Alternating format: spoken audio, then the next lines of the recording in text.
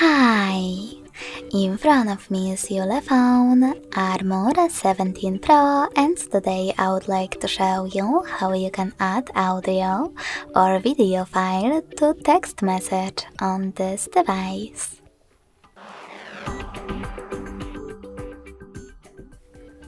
You need to begin by opening Messages app.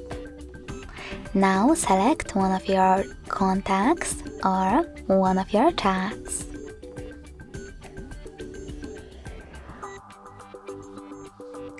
When you're ready, tap on this plus icon at the bottom left corner and click on Files next to Stickers. Over here, you can hold one of your files right away or tap on those filters at the top. I will go with audio and videos. You can also select those three lines at the top left corner instead and pick one of those sources, in my case audio. Now hold your file that you wish to send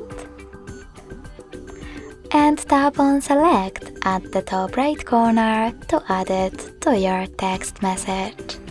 So when I do that, as you can see, my file was successfully attached. Thanks so much for watching. If you enjoyed this video, smash that like button, comment and subscribe. Bye!